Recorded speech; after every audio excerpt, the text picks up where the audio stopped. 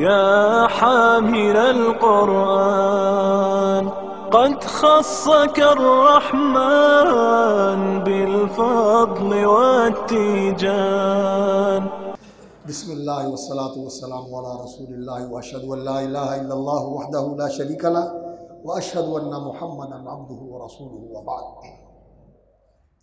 آج اللہ کی توفیق سے آپ نے سورۃ النساء کا بہت سارا حصہ سماعت فرمایا، اس کی تلاوت کی گئی، 5واں پارہ آپ نے سنا۔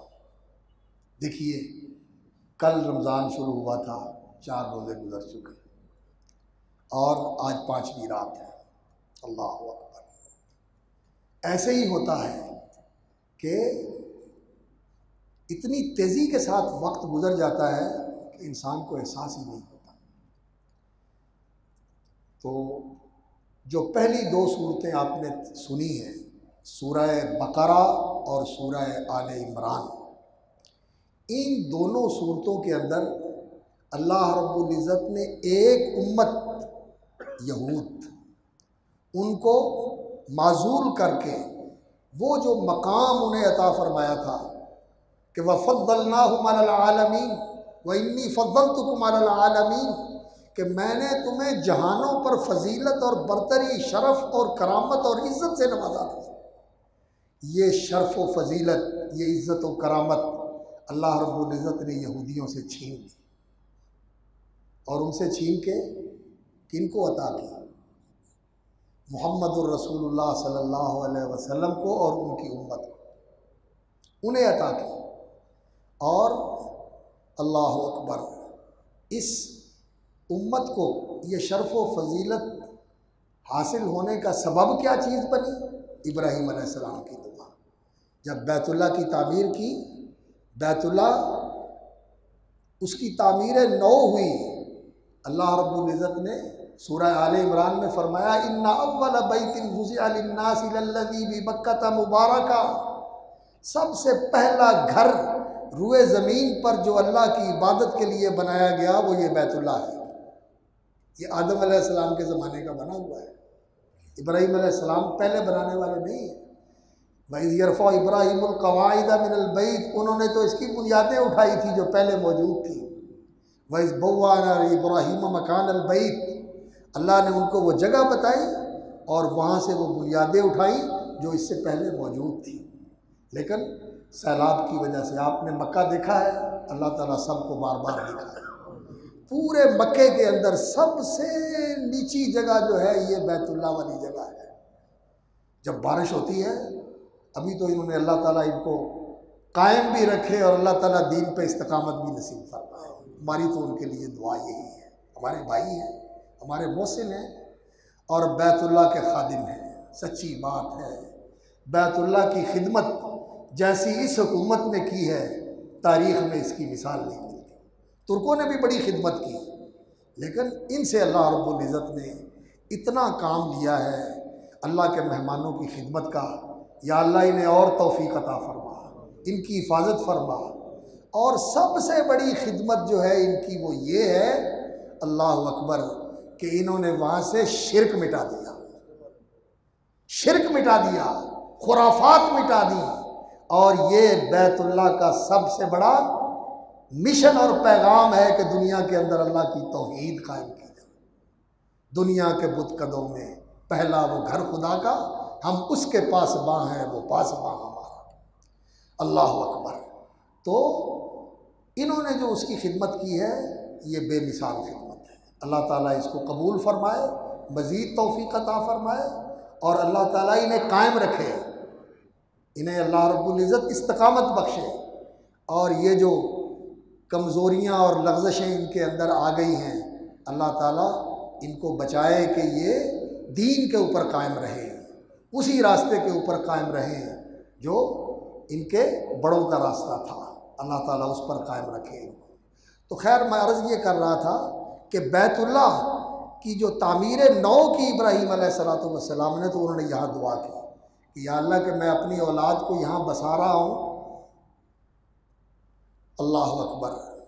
سورہ ابراہیم میں اللہ رب العزت نے ان کی دعا کا ذکر کیا کہ لیقیموا الصلاۃ، اس لیے کہ یہ نمازیں پڑھیں. انہیں یہاں بسانے کا مقصد کیا ہے؟ یقیم الصلاۃ، کہ نماز قائم کریں، نماز قائم کریں.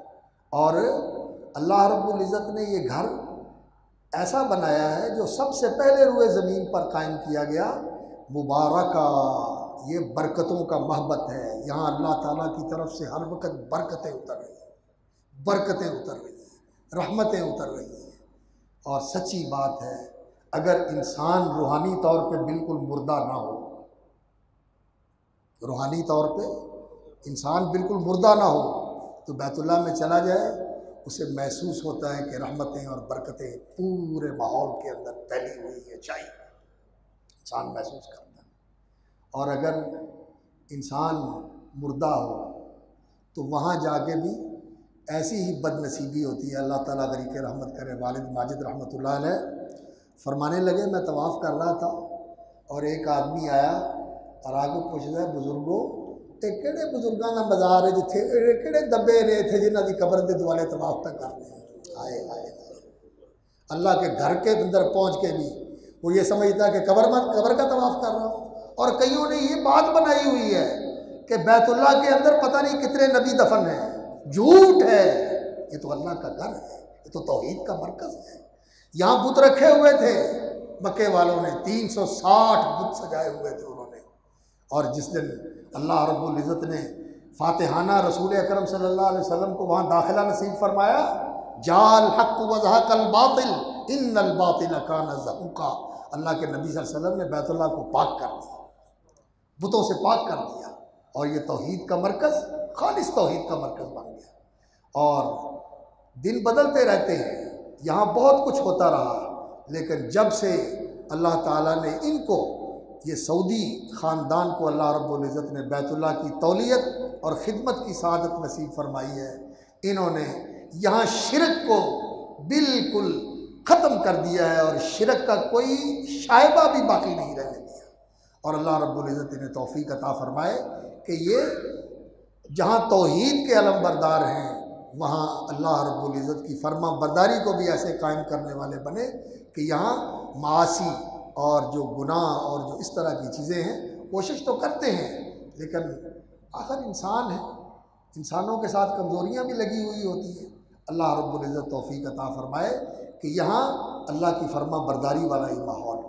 تو خیر بات دور نکل جائے گی. میں عرض یہ کر رہا تھا کہ ابراہیم علیہ السلام کی دعا کے نتیجے میں اللہ رب العزت نے یہ فیصلہ فرمایا کہ اس قوم کو کھڑا کیا جائے گا اس منصب کے لیے جو بڑے عرصے سے پسماندہ تھے. ابراہیم علیہ السلام کی اولاد کی یہ شاخ، ان کی اولاد کی 2 شاخیں ہیں، ایک حضرت اسحاق اور ان کی اولاد، اور دوسرے حضرت اسماعیل اور ان کی اولاد، اور ایک حضرت ابراہیم علیہ السلام کی اور بیوی تھی جن کا نام تھا کنتورا، اور ان کی اولاد یہ بھی اس سعودی عرب کا شام اور مکہ اس کے درمیان کا علاقہ ہے مدائن، وہاں رہتے تھے، وہاں ان کی اولاد بستی تھی. اور اللہ رب العزت نے ابراہیم علیہ السلام کا امتحان لیا، ان کی فرما برداری کا، ان کی وفاداری کا اور اللہ کے دین کے لیے قربانی کا امتحان لیا اللہ نے. اور اللہ کے خلیل حضرت ابراہیم علیہ السلام ہر ایک امتحان میں کامیاب ٹھہرے. اللہ اکبر. وہ کیا ہوتا ہے A+؟ اللہ اکبر. سب سے اونچا درجہ انہوں نے حاصل کیا. اللہ رب العزت نے تحسین فرمائی کہ ابراہیم تو اس امتحان میں پورا اترا، فَأَتَمَّهُنَّ. اور اس امتحان کے اندر کیا چیزیں تھیں؟ سنن الفطرہ، خصال الفطرہ، فطرت کی خصلتیں اور فطرت کی سنتیں اللہ تعالیٰ نے ابراہیم علیہ السلام کو عطا فرمائی تھی. ان کے اندر وہ پورے اترے. ان سنن الفطرہ اور خصال الفطرہ کے اندر کیا چیزیں ہیں؟ جن چیزوں سے یہ پتہ چلتا ہے کہ یہ مسلمان فطرتاً مسلمان ہے، یعنی اس کی نہاد، اس کی فطرت مسلمانوں والی ہے.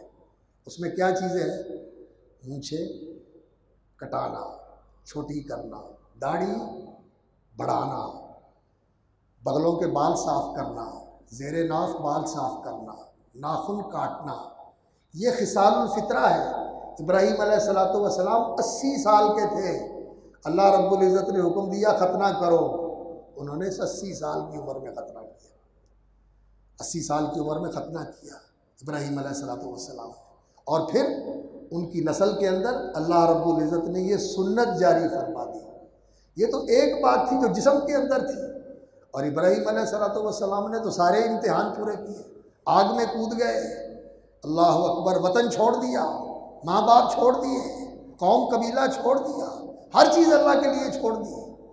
یہ امتحان ابراہیم علیہ السلام نے دیا تو اللہ تعالیٰ نے ان کو یہ مقام عطا فرمایا، انی جاعلک للناس اماما، اب جو آئے گا تیرے پیچھے آئے گا، سب کی امامت کا تاج تیرے سر پہ ہے۔ اب جتنے نبی آئیں گے تیری ذریت سے آئیں گے، اور جتنے آئیں گے ان سب کو یہی حکم ہوگا کہ واتبع ملت ابراہیم حنیفہ، ابراہیم کی ملت کی پیروی کرو۔ ہمیں بھی کیا حکم ہے؟ اصبحت علی فطرت الاسلام وعلی کلمۃ الاخلاص، میں صبح کرتا ہوں اسلام کی فطرت پر اور اسلام کے اس اخلاص کے کلمے پر، کلمہ توحید لا الہ الا اللہ پر، وعلی دین نبینا محمد صلی اللہ علیہ وسلم، نبی صلی اللہ علیہ وسلم کے دین پر صبح کرتا ہوں، اور شام میں بھی یہی دعا پڑھنی ہے، وعلی ملت ابینا ابراہیم حنیفا مسلما وما کان من المشرکین۔ یہ صبح شام دعا پڑھا کرو، اللہ اکبر۔ تو سب ہم کس کے پیرو ہیں؟ ملت ابراہیم کے۔ تو ابراہیم علیہ الصلوۃ والسلام کو جب اللہ نے امامت عطا فرمائی تو انہوں نے کیا کہا؟ وَمِن ذُرِّيَّتِي، یا اللہ یہ شرف میری اولاد کے لیے بھی لکھ دے، انہیں بھی دین کی امامت نصیب فرما دے۔ تو اللہ رب العزت نے فرمایا لا ینال عہد الظالمین، یہاں نسل اور نسب کے ساتھ وابستگی نہیں ہے کہ یہ امامت نسلی طور پر، نسبی طور پر تیری خاندان کے اندر رہے گی، نہیں، جو اس کے اہل ہوں گے ان کو ملے گی، جو نااہل ہوں گے انہیں معزول کر دیا جائے۔ بے شک نبیوں کے بیٹے ہوں، بے شک نبیوں کا خاندان ہو، بے شک نبیوں کی اولاد ہو، جو نیکوکار ہیں انہیں دین کی امامت ملے گی، اللہ اکبر، اور جو نبیوں کے خاندان میں سے ہیں ان کو دین کی امامت نہیں ملے گی۔ اور یہ ہمارے سامنے حقیقت نہیں، بلال ز حبش، سلمان ز فارس، صہیب ز روم، اقبال نے کیا کہا؟ حبشے سے آئے ہوئے بلال اور فارس سے آئے ہوئے سلمان اور صہیب رومی کہاں سے آ کے کہاں پہنچ گئے؟ زخا کے مکہ ابو لہب ایچ بلعجبیست، اللہ مکے کی خاک سے، قریشی اور ہاشمی خاندان سے ابو لہب جیسا بدنصیب، پورے قرآن کے اندر جس کافر کا نام آیا ہے اور اس کے لیے بد دعا آئی ہے وہ یہ ابو لہب ہے جو اللہ کے رسول کے دین کا دشمن تھا۔ اللہ اکبر۔ یہاں نسب نہیں چلتا، یہاں خون نہیں چلتا، یہاں کیا چلتا ہے؟ اللہ اکبر، عمل دیکھا جاتا ہے، دل دیکھا جاتا ہے، کردار دیکھا جاتا ہے، قربانی دیکھی جاتی ہے۔ تو اللہ رب العزت نے بنی اسرائیل کو ہٹا دیا ان کے کردار اور ان کی نالائکی اور ان کی عہد شکنیوں کی وجہ سے، اور اللہ تعالیٰ نے اس کی جگہ مسلمانوں کو کھڑا کر دیا، اللہ اکبر۔ اور پھر اللہ رب العزت نے اس امت کو ہدایات دی ہیں، ان ہدایات کے اندر سب سے پہلی ہدایت کیا ہے؟ اللہ کی عبادت۔ لیکن یہ یاد رکھو، اللہ کی عبادت وہی عبادت ہوتی ہے جو خالص اللہ کی عبادت ہو، جس میں اس کے ساتھ کسی کو شریک نہ بنایا جائے۔ قرآن مجید اس طرح ہے، ایک مقام، دوسرا مقام، تیسرا مقام، جگہ جگہ بات دہرائی جاتی ہے، نصرف الآیات، پھیر پھیر کے بات لے کے آتے ہیں، کس لیے؟ تمہیں سمجھ آتے ہیں، تمہارے دل میں اتر جائے، لعلکم تعقلون، تمہیں اس کا شعور ایسا ہے کہ تمہارے دماغ کے اندر سے اتر جائے، تمہارے دماغ کے اندر اتر جائے اور تمہارے قلب کے اندر بیٹھ جائے، تمہارے دل کے اندر بیٹھ جائے۔ اس لیے اللہ رب العزت بار بار دہراتے ہیں۔ اور کئی لوگ ہیں وہ کہتے ہیں یہ دہرائی کیوں جاتی ہے بات؟ بھئی دہرانے سے ہی یاد رہتی ہے، کیونکہ انسان جو ہے بڑی جلدی بھول جاتا ہے، بڑی جلدی غافل ہو جاتا ہے، انسان کو یاد دلانے کی ضرورت ہے۔ ان فی ذالک لذکریٰ لمن کان لہ قلب او القى السمع وهو شہید۔ تو خیر، اللہ رب العزت نے عبادت کا حکم دیا، اور عبادت کے اندر اگر شرک کیا جائے، وَإِلَٰهُكُمْ إِلَٰهٌ وَاحِدٌ لَا إِلَٰهَ إِلَّا هُوَ الرَّحْمَٰنُ الرَّحِيمُ، تمہارا معبود برحق ایک اللہ ہے، لا الہ الا ہو الرحمن الرحیم، اور اس کی عبادت کس لیے کرنی ہے کہ وہ رحمان ہے، رحیم ہے، اس کی رحمتیں، اس کی عنایتیں، اس کی نوازشیں ہر وقت ہمارے ساتھ نہیں ہیں، ہر وقت ہمارے ساتھ ہیں۔ کتنی نعمتیں ہیں اس کی، اللہ اکبر، جنہیں ہم استعمال کر رہے ہیں۔ تو پھر ان نعمتوں کا شکر ادا کرنے کے لیے بندگی اسی کی کرنی چاہیے، پکارنا اسی کو چاہیے، جھکنا اسی کے سامنے چاہیے۔ ساری نعمتیں کس کی طرف سے ہیں؟ وَمَا بِكُم مِّن نِّعْمَةٍ فَمِنَ اللَّهِ، جو نعمت تمہیں حاصل ہے اللہ کی طرف سے حاصل ہے۔ اور صبح کی دعاؤں میں کیا ہے؟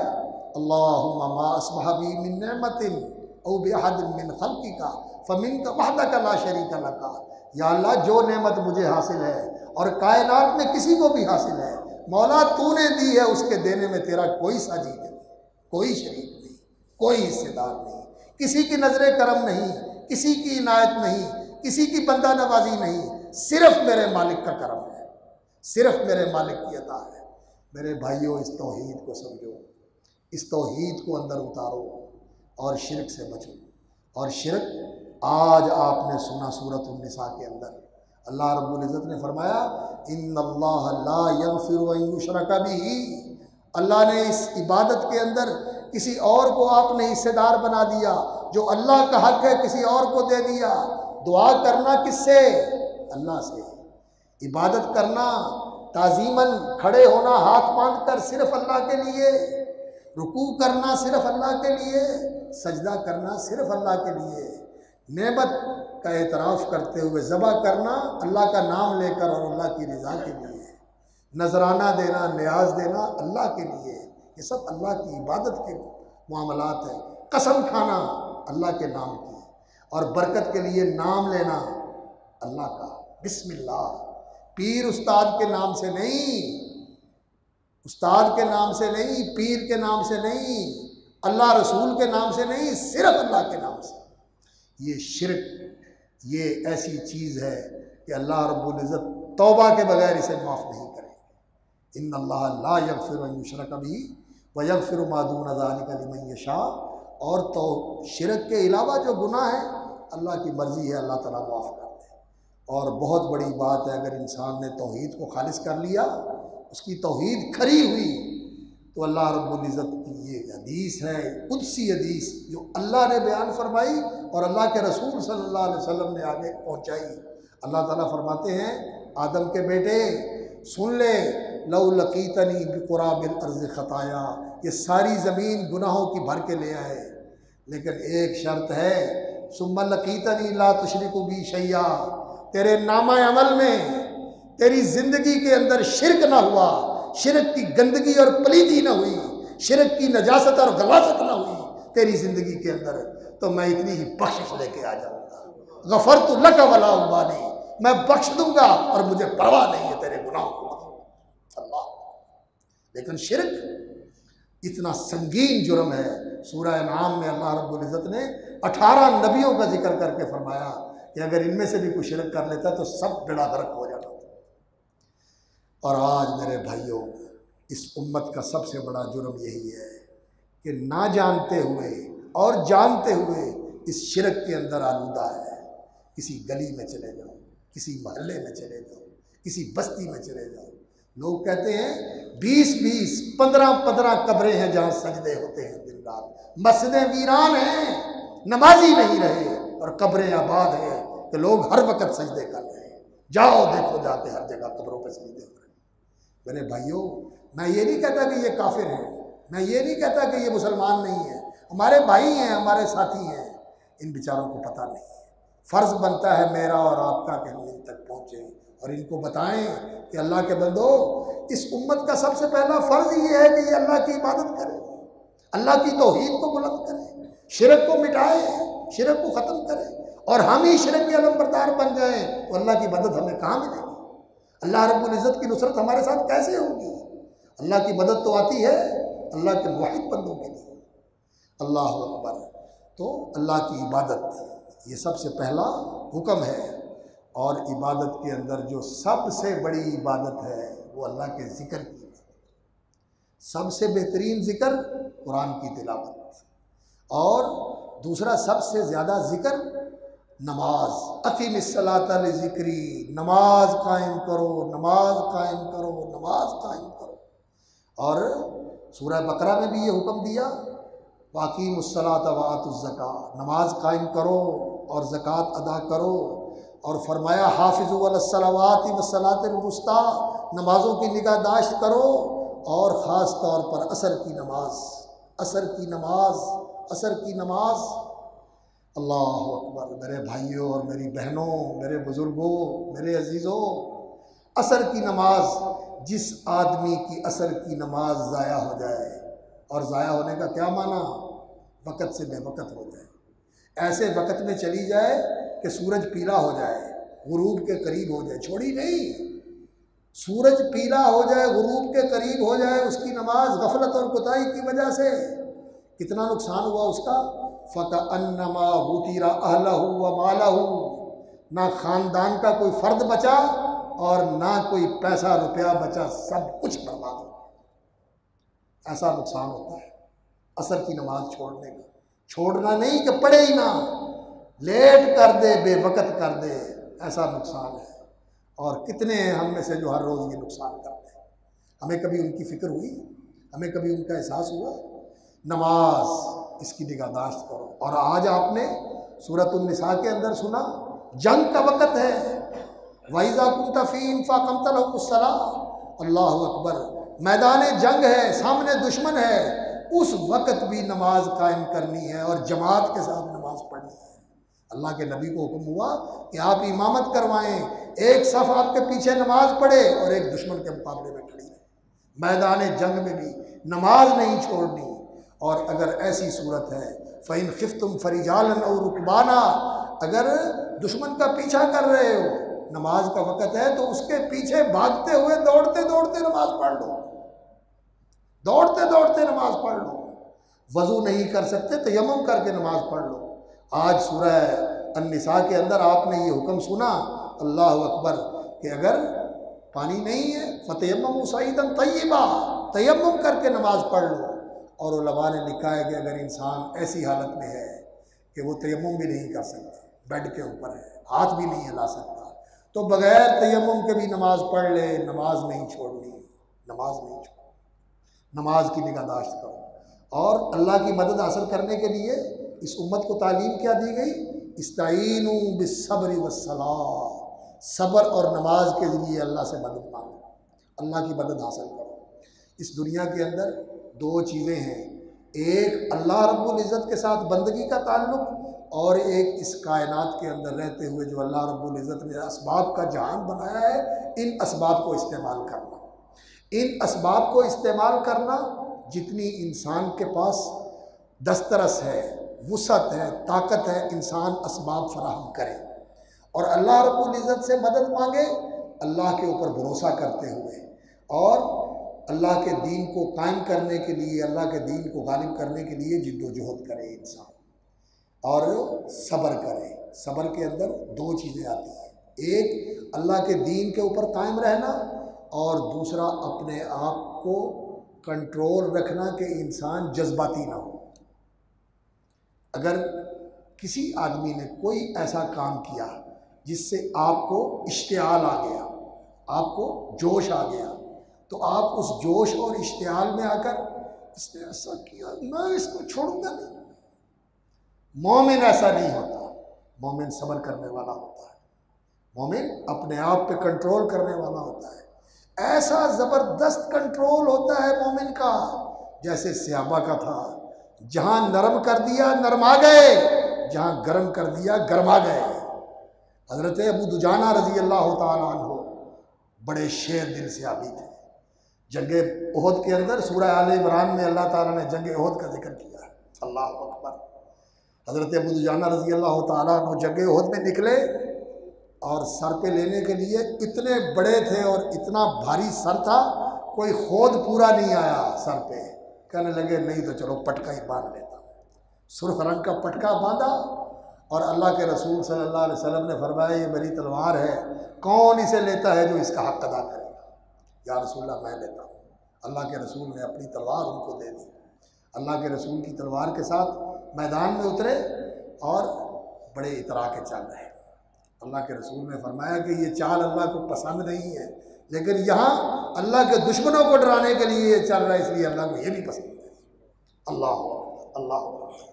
تو پھر کافروں کے کئی لوگوں کو انہوں نے اس تلوار کے ساتھ تہ تیگ کیا، اور اس موقع کے اوپر جنگ کے اندر حضرت ابو دجانہ کہتے ہیں کہ میں نے تلوار سونتی ایک شخص کو مارنے کے لیے جس نے جنگ کا لباس پہنا ہوا تھا، تو جب میں نے تلوار اوپر کی اور میں مارنے کے لیے اس کو ایسے کرنے لگا، اس کی چیخ نکل گئی، تو مجھے پتہ چلا یہ تو عورت ہے، یہ تو عورت ہے، وہ تو ہندا تھی جنگ کے اندر۔ تو وہ کہتے ہیں کہ میں نے فوراً تلوار کو پیچھے کر لیا، سونتی ہوئی تلوار پیچھے کر لی کہ اللہ کے نبی کی تلوار کے ساتھ عورت کو نہیں مارا۔ یہ ہے کنٹرول، صبر ایسا ہونا چاہیے، اور آج ہمارے اندر یہ صبر نہیں ہے۔ ہمارا دشمن ہمیں استعمال کرتا ہے، ہمارا دشمن ہمیں استعمال کرتا ہے، ہمیں ذہنی طور پہ اللہ اکبر ایسی تربیت دی جاتی ہے۔ یہ داعش کیا ہے؟ دشمنوں کا بنایا ہوا اور دشمنوں کا بویا ہوا پودا ہے، جس کی ذہنی تربیت انہوں نے کی، اور یہ مسلمانوں کو مار رہے ہیں، مسلمانوں کو مار رہے ہیں۔ اور یہ جو سری لنکا کے اندر ہوا ہے، کہاں سے تربیت لے کے گیا ہے تو مسلمان، لیکن اب پورے سری لنکا کے اندر اور پورے برما کے اندر مسلمانوں کے لیے عذاب بن گیا اس کا یہ اقدام۔ یہ کیا چیزیں ہیں؟ یہ بے صبرا پن ہے، یہ اشتعال اور جذبات کی دنیا ہے کہ مسلمانوں کے ساتھ یہ ہو گیا تو ہم نے ان کے ساتھ یہ کرنا ہے۔ نہیں، انہوں نے کیا ہے، دشمنوں نے کیا ہے، ٹھیک ہے انہوں نے زیادتی کی ہے، لیکن ہم نے وہ کرنا ہے جو دین ہمیں اجازت دیتا ہے۔ ان کے ساتھ کیجیے جس نے کیا ہے، صرف اسی تک محدود، باقی سب کو اور ناحق اور ناجائز لوگوں کو نشانہ بنایا جائے، دین اس کی اجازت نہیں دیتا۔ اللہ رب العزت نے مسلمانوں کو یہ تعلیم دی ہے کہ صبر کرو، صبر کرو، صبر کرو، اور صبر کے ساتھ اللہ رب العزت کی مدد آتی ہے۔ اور اگر آدمی اشتعال میں آ جائے اور اس طرح کے غلط کام کرنے لگے، اللہ رب العزت کی مدد ہٹ جاتی ہے، اور اللہ کی نافرمانی سے تو پھر اللہ کی مدد ہٹ جاتی ہے۔ جنگ احد میں کیا ہوا؟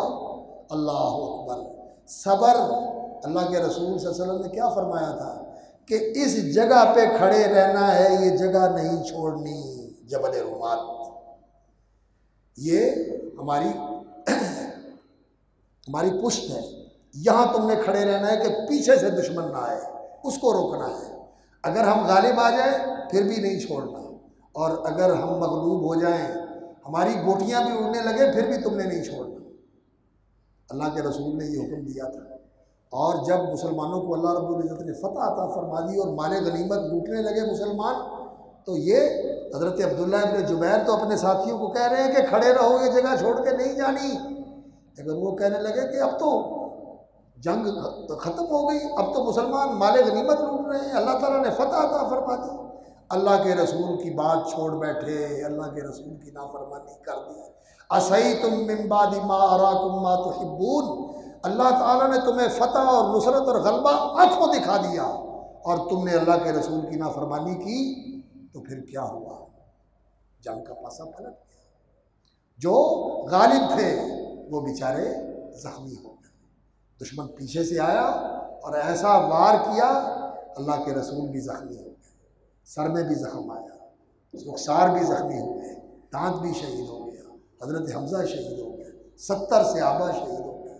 اللہ اکبر، ایک نافرمانی کی وجہ سے۔ اور میں اور آپ اپنی زندگی کا مطالعہ کر کے اور مشاہدہ کریں کہ کتنی نافرمانی ہے ہماری زندگی کے اندر اللہ کے رسول کی، اللہ کی مدد کیسے ہے۔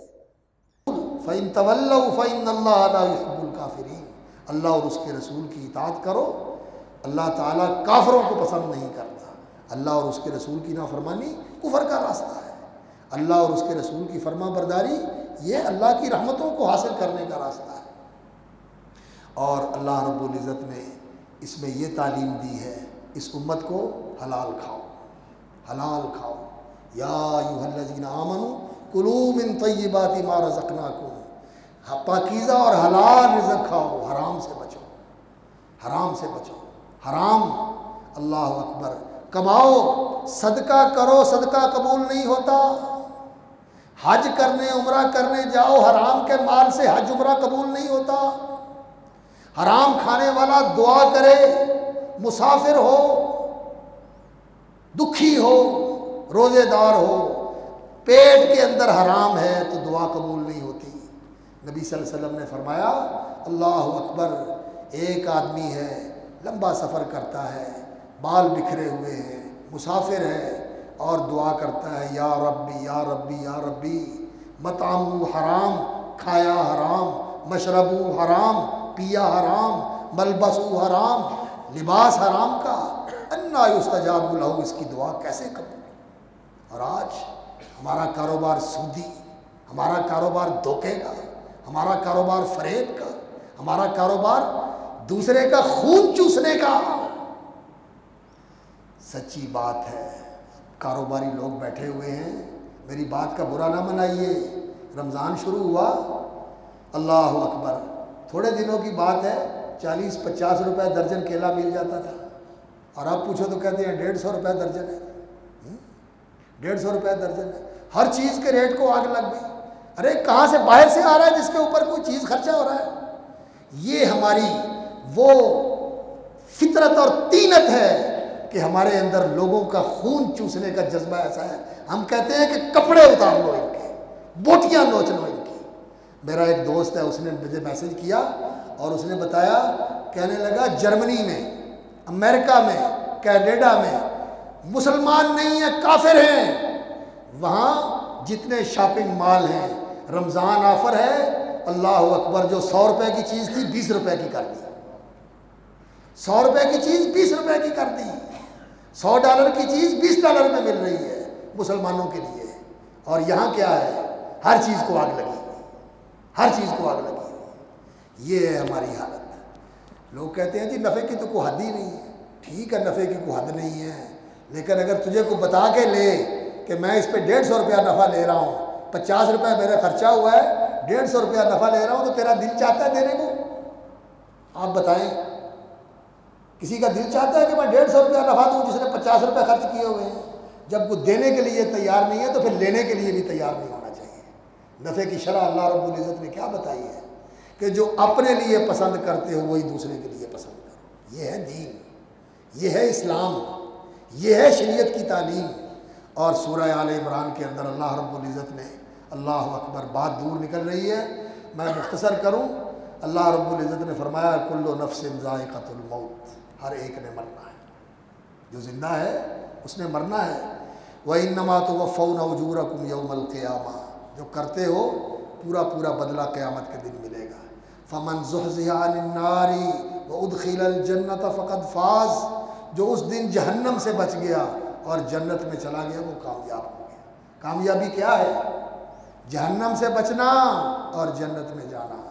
کامیابی یہ نہیں ہے پلازے بنا لیے، کامیابی یہ نہیں ہے کہ 4 کنال کی کوٹھی بنا لی، کامیابی یہ نہیں ہے کہ 8 ایکڑ کا فارم ہاؤس بنا لیا، کامیابی یہ نہیں ہے کینیڈا کی نیشنلٹی لے لی، کامیابی یہ نہیں ہے کہ آسٹریلیا کا شہری بن گیا اور آسٹریلیا میں جا کے بس گیا یا جرمن میں جا کے اندر بس گیا، امریکہ کا گرین کارڈ مل گیا۔ یہ کامیابی نہیں ہے۔ کامیابی کیا ہے؟ من زحزح عن النار وادخل الجنۃ فقد فاز، جہنم سے بچ گیا اور جنت میں چلا گیا وہ کامیاب ہے۔ یہ ہے کامیابی۔ اور یہ کامیابی کیسے ملتی ہے؟ حدیث میں رسول اکرم صلی اللہ علیہ وسلم نے فرمایا جو آدمی یہ چاہتا ہے ان یزحزح عن النار، کہ اسے جہنم سے بچا لیا جائے اور اسے جنت میں داخل کر دیا جائے، تو وہ کیا کرے؟ فرمایا فلتاتہ منیتہ، اسے یہ کرنا چاہیے کہ اس کی موت آئے اس حالت میں وہو یؤمن باللہ والیوم الآخر، کہ وہ اللہ پر ایمان اور یقین رکھتا ہو اور آخرت کے دن کے اوپر ایمان رکھتا ہو۔ اللہ پہ ایمان ہو، پکا ایمان، یقین والا ایمان، استقامت والا ایمان کہ اللہ میرا رب ہے، وہی میرا معبود ہے، میری زندگی اس کے ہاتھ میں، میری موت اس کے ہاتھ میں، میرا رزق اس کے ہاتھ میں، میری عزت اس کے ہاتھ میں، میری ہر چیز اس کے ہاتھ میں، وہ ہے میرا رب۔ اس کے اوپر بھروسہ، اس کے اوپر اعتماد اور یقین، اور آخرت کی فکر اور آخرت کا یقین کہ ایک دن میں نے یہ دنیا چھوڑ کے اللہ کے سامنے جا کے کھڑے ہونا۔ فَلْيُؤْمِنْ بِاللَّهِ وَالْيَوْمِ الْآخِرِ، اللہ پر ایمان رکھتا ہو اور آخرت کے دن پہ ایمان رکھتا ہو، آخرت کے دن کے اوپر یقین رکھتا ہو۔ اللہ اکبر، آخرت کا یقین سچی بات ہے اگر انسان کی زندگی کے اندر آ جائے تو پھر یہ کیفیت نہیں ہوتی جو آج میری کیفیت ہے اور جو آپ کی کیفیت ہے، کہ آخرت اگر انسان کو یہ پتہ چل جائے نا کہ تجھے بلڈ کینسر ہو گیا ہے اور اب مہینہ ڈیڑھ مہینہ ہی ہے، تو انسان کی کیا کیفیت ہوتی ہے؟ گھر والے اور خود انسان، زمین پہ انسان کے قدم چل نہیں سکتے، انسان کی زندگی کو پتہ چل جائے کہ اللہ اکبر بلڈ کینسر ہو گیا ہے یا ہڈیوں کا کینسر ہو گیا ہے، تو اب مہینہ ڈیڑھ مہینے کے بعد سب ختم ہو جائے گا، انسان کی کیا کیفیت ہو جاتی ہے؟ یہ تو چلو اسے پتہ چلتا ہے جس کو بتا دیا جاتا ہے کہ تیرا ٹیسٹ ایسے آیا ہے کہ تجھے کینسر ہو گیا ہے، لیکن میں اور آپ الحمدللہ آپ تندرست ہیں۔ اگلے 24 گھنٹے 11 بجنے والے ہیں بلکہ بج گئے، ہاں اگلے 24 گھنٹے میں دنیا کے اندر ہر روز کتنے لوگ فوت ہوتے ہیں؟ کیوں اسد بیٹا؟ 1,70,000 کے قریب، 1,70,000 کے قریب ہر لوگ، 7 ارب انسانوں میں سے 1,70,000 انسان، بچے بوڑھے مرد عورتیں روز فوت ہوتے ہیں، اور اگلے 24 گھنٹے میں جو 1,70,000 مرنے والا ہے اس میں سے ہم میں سے کون ہے؟ کسی کو پتہ ہے؟ کوئی جانتا ہے؟ باہر نکل کے کیا ہوگا؟ ہاں سوئیں گے تو صبح اٹھ سکیں گے یا نہیں اٹھ سکیں گے؟ کسی کو پتہ نہیں۔ یہ فکر ہر وقت انسان کو لگی رہے، وہ ہوتا ہے مومن عقل مند جسے ہر وقت موت کی فکر لگی رہتی ہے، ہر وقت موت کی فکر لگی رہتی ہے، میں نے مرنا ہے، میں نے مرنا ہے۔ آخرت پر ایمان، اللہ پر ایمان، اور وَلْيَأْتِ إِلَى النَّاسِ مَا يُحِبُّ أَن يُؤْتَى إِلَيْهِ، لوگوں کے ساتھ وہ سلوک کرو جو تم پسند کرتے ہو لوگ تمہارے ساتھ کریں، لوگوں سے بولو ویسے جیسے تم چاہتے ہو کہ تیرے ساتھ بولے، لوگوں سے برتاؤ ویسا کرو جیسا تم چاہتے ہو کہ لوگ تیرے ساتھ برتاؤ کریں، لوگوں کو چیز وہ دو جو تم چاہتے ہو کہ تمہیں ملے، لوگوں کے ساتھ معاملات ویسے کرو جیسے تم چاہتے ہو، کھرا معاملہ، فیئر معاملہ، ایسی ڈیل کرو جس کے اندر تمہیں کوئی نقصان نہ پہنچے، لوگوں کے ساتھ بھی ایسا ہی کرو۔ لو 3 کام ہیں، سن لو، اللہ پر ایمان، آخرت پر ایمان، اور لوگوں کے ساتھ وہ معاملہ جو تم چاہتے ہو کہ تمہارے ساتھ کیا جائے۔ جو آدمی جہنم سے آزاد ہو کے جنت میں جانا چاہتا ہے، یہ 3 کاموں کا پیکج لے لے، اور اللہ کی طرف سے یہ وعدہ ہے کہ جہنم سے آزاد کر کے جنت میں بھیج دیا جائے گا۔ اور اللہ رب العزت سے ہم دعا کرتے ہیں کہ اللہ تعالی ہمیں قرآن کی سمجھ عطا فرمائے، قرآن پر عمل نصیب فرمائے۔ اللہ اکبر، حلال کھاؤ، حلال کھاؤ اور حرام سے بچو۔ فرمایا مقدمے کر کے، جھوٹی عدالتوں کے اندر دعوے کر کے، لوگوں کو پریشان کر کے ان کا مال نہ کھاؤ۔ اور سورہ نساء کے اندر فرمایا یا ایھا الذین آمنوا لا تاکلوا اموالکم بینکم بالباطل الا ان تکون تجارۃ عن تراض منکم، کسی کا مال ناحق اور ناجائز نہ کھاؤ، ہاں خوشی سے تجارت کر لو تو ٹھیک ہے۔ اور اسی طرح شراب حرام، شراب کی قیمت حرام، شراب پینا حرام، جوا حرام، جوا کھیلنا حرام، جوے کے اڈے چلانا حرام، اور جوے کے اوپر پیسے کمانا، یہ جو لوگ میچوں کے اوپر جوا کھیلتے ہیں اور اللہ اکبر وہ مشینوں کے اوپر جوا کھیلتے ہیں، ٹکٹوں کے اوپر جوا کھیلا جاتا ہے، اور اخباروں کے اندر یہ جو کیا ہوتے ہیں وہ پزل، ہاں کیا نام ہوتا ہے ان کا، ہاں کوئز ہوتے ہیں، پزلز ہوتے ہیں، اس طرح کی چیزیں ہوتی ہیں، ان کے اوپر جوا کھیلا جاتا ہے۔ حرام ہے یہ جوا، حرام ہے یہ جوا، سود حرام ہے، اور سود تو اللہ کے ساتھ جنگ ہے۔ اور لوگ کہتے ہیں جی سود کے بغیر معیشت ہی نہیں چل سکتی۔ چل سکتی ہے، کیوں نہیں چل سکتی؟ چل سکتی ہے، اللہ اکبر، چل سکتی ہے۔ اللہ رب العزت نے کوئی ایسا حکم نہیں دیا جس کے اوپر عمل نہیں ہو سکتا۔ لا یکلف اللہ نفسا الا وسعہا۔ اللہ رب العزت نے سود کو حرام کیا ہے تو ہم سود کے بغیر اگر زندہ نہیں رہ سکتے تو اللہ رب العزت نے حرام کر کے ہمارے اوپر ظلم کیا۔ یہ صرف ہمارا لالچ ہے اور ہماری غلط ترجیحات ہیں، اور یہ ہماری غلط سوچ ہے، اور اصل بات یہ ہے کہ ہم پیچھے لگے ہوئے ہیں کن کے؟ جو ہمارے دشمن ہیں۔ اللہ نے سورہ بقرہ میں بھی فرمایا، سورہ آل عمران میں بھی فرمایا، اور ان یہودیوں کے پیچھے نہ لگنا، ان عیسائیوں کے پیچھے نہ لگنا، ان کی پوری کوشش یہ ہے کہ تمہیں دین سے منحرف کر دیں۔ لن ترضى عنك اليهود ولا النصارى حتى تتبع ملتهم يردوكم على اعقابكم، اور وہ اس میں کامیاب ہیں، ہمیں دین سے ہٹا رہے ہیں، ہماری حکومتوں سے دین نکال دیا، ہماری معیشت سے دین نکال دیا، ہماری تجارت سے دین نکال دیا، اور ہمارے گھروں کے اندر سے دین نکال دیا۔ ہم تو ان کے پیچھے لگے ہوئے ہیں، دین ہمارے اندر سے نکل چکا ہے، ہم ان کے پیچھے لگے ہوئے ہیں، تہذیب ان کی، سیاست ان کی، حکومت ان کی، معاشرت ان کی، اور معیشت ان کی، ہر چیز تو ان کی لے کے بیٹھے ہوئے ہیں۔ تو اللہ رب العزت سے کہتے ہیں کہ یا اللہ تو ہماری مدد کر۔ کیسے اللہ رب العزت ہماری مدد کرے گا؟ اللہ رب العزت ان کی مدد کرتا ہے جو اللہ کی مدد کرتے ہیں۔ آج اگر اللہ کے مددگار بن کے ہم کھڑے ہو جائیں، اور اللہ کی مدد کیا ہے؟ سورج چڑھانے کے لیے اللہ تعالیٰ کو ہماری مدد کی ضرورت ہے، چاند کو نکالنے کے لیے اللہ تعالیٰ کو ہماری مدد کی ضرورت ہے، آسمان کو تھامنے کے لیے اللہ تعالیٰ کو ہماری مدد کی ضرورت ہے، اس زمین کو سنبھالنے کے لیے اللہ تعالیٰ کو ہماری مدد کی ضرورت ہے؟ نہیں، یہ کائنات تو اللہ نے سنبھالی ہوئی ہے۔ اس دین کے لیے اللہ کہتا ہے کہ مددگار بن کے کھڑے ہو جاؤ، اس دین کے مددگار بن جاؤ، اور اس دین کے لیے اللہ کو قرضہ دو، اللہ کے لیے خرچ کرو، اللہ کے لیے لگاؤ، اللہ کے راستے میں خرچ کرو، اس دین کے تحفظ کے لیے، اور اس دین کو غالب کرنے کے لیے خون بھی پیش کرو، اس کے لیے مال بھی پیش کرو، اس کے لیے جان بھی پیش کرو، اور اس کے لیے اپنے مفادات کی قربانیاں بھی دو، اپنے مفادات کی قربانیاں بھی دو۔ اگر معیشت تنگ ہوتی ہے، ان قرضوں کے بغیر ہمارے ملک کے اندر اللہ کا فضل ہے کہ کسی چیز کی کمی نہیں ہے، ہم زندگی گزار سکتے ہیں۔ یہ باہر کی امداد اگر بند کر دی جائے تو ہم زندگی گزار سکتے ہیں، اور لوگوں کو کھڑا کیا جائے اور لوگوں کو کہا جائے کہ تم پیسے لگاؤ اس ملک کو بنانے کے لیے، تو یہ لوگ اپنی مدد کے تحت اپنا سارا کچھ بنا سکتے ہیں یہاں، لیکن لے کے ملک کے نام پہ کرپشن کر کے یورپ میں جا کے محل بنانے اور وہاں جائیدادیں اور جگیریں بنانی، یہ کام نہیں ہو سکے گا اس قرضے کے بغیر۔